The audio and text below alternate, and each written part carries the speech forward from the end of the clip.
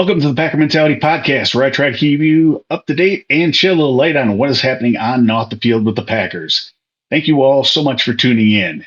Your active participation has been and continues to be vital in transforming this channel into something truly special.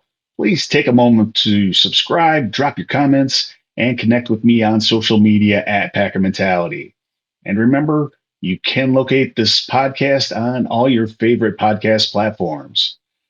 Today, January 7th, 2024, the Green Bay Packers became the youngest team to make the playoffs in NFL history.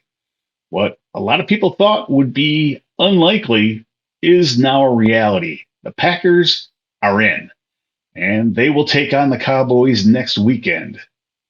This Green Bay team came into the late game on Sunday knowing they had to win against the Bears just to make the playoffs. And young guys on this team, they didn't look nervous. They just took care of business. Let's start with a message to the Bears fans who are watching.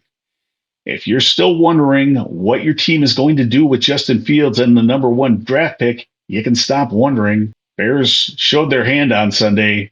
You have a quarterback that is playing in his 37th NFL game, and your coaches and your play callers don't trust him enough to put the offense in his hands to throw the ball. And you were down the whole game. You need to move on from him. Fields was 11 for 16 for 148 yards, no touchdowns, no interceptions. That's not terrible, but he was clearly being managed. They just don't trust him throwing the ball. It's pretty clear. And my opinion is that he's going to get traded, and the Bears will draft a quarterback at number one. If you want to see what you should be hoping for from your quarterback, you just needed to look across the field today at the Packers. Packers offense today, it was good, but there were some really costly mistakes. Had some bad clock management at the end of the first half. Had a broken play where Jordan Love changed the play, was expecting to throw a wide receiver screen. And when he got the ball and turned to throw it, there was nobody there. Ended up having to scramble for his life and ended up fumbling. This offense should have had at least 31 points on the board today. They left 14 points on the board with some, obviously, the bad clock management, but also some drops or catches that weren't made in the end zone. Good news is that Packers were 7 of 10 on third down. They did not punt today. And at the end of the game, the offense got the ball with 6 minutes and 8 seconds left on the clock with some good running by Aaron Jones, some clutch third down throws and plays by a lot of different people. They were able to run out the clock. Aaron Jones, in his third game back from injury, he just continues to play at an elite level. Another big game on the ground. Having him on the field makes such a huge difference in this offense. 22 carries for 111 yards. But the big story on Sunday was Jordan Love. This was the biggest game of his career. A shot to make the playoffs. And it was against a division opponent, and it was against the Bears nonetheless. And this was just 1 year after he saw Aaron Rodgers choke in the same position. On Sunday, Jordan Love balled out. Had an unbelievable day on Sunday. 27 of 32, 316 yards, 2 touchdowns, and he could have had 2 more touchdowns that were dropped in the end zone. No interceptions, 128.6 rating. Multiple big time throws, both in the pocket and getting out of the pocket to avoid pressure. He hit guys, and those guys made big plays for him. The amazing thing was they were all first-year players. Romeo Doubs left the game in the first quarter, which meant after that, all Jordan Love's wide receivers and tight ends were first-year players. And these guys continue to step up and make plays. I cannot say enough good things about these guys.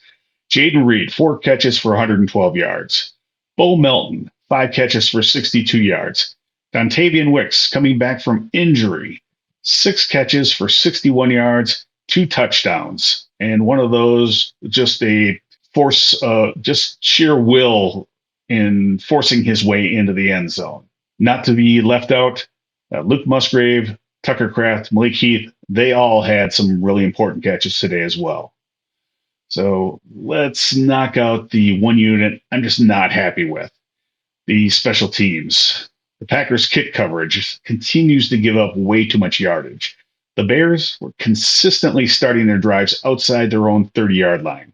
I don't know how much more patience the Packers will have with Anders Carlson after he missed a 41-yard field goal today.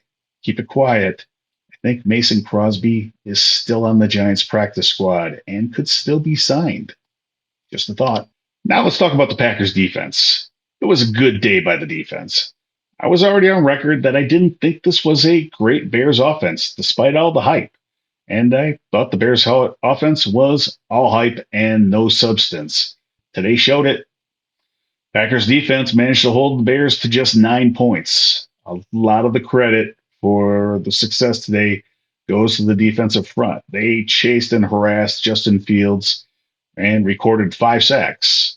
Each of those sacks came from a different guy. They came at key moments to stop drives, force field goals, and force punts. Guys with sacks today: Lucas Van Ness, Carl Brooks. Both those guys are rookies.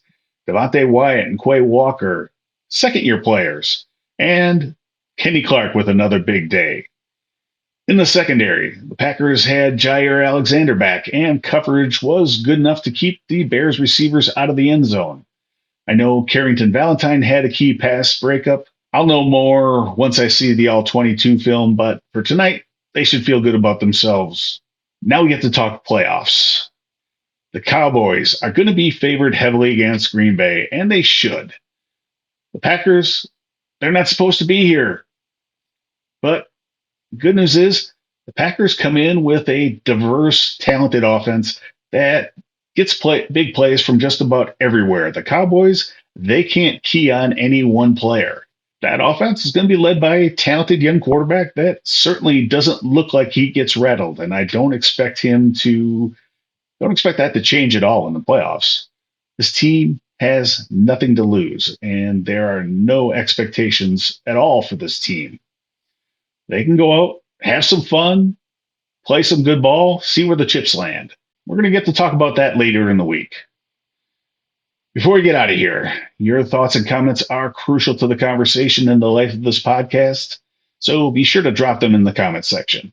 Subscribe and connect with me on social media. Be on the lookout for my playoff edition Cowboys preview episode later this week. Until then, have a great week and go Pack Go.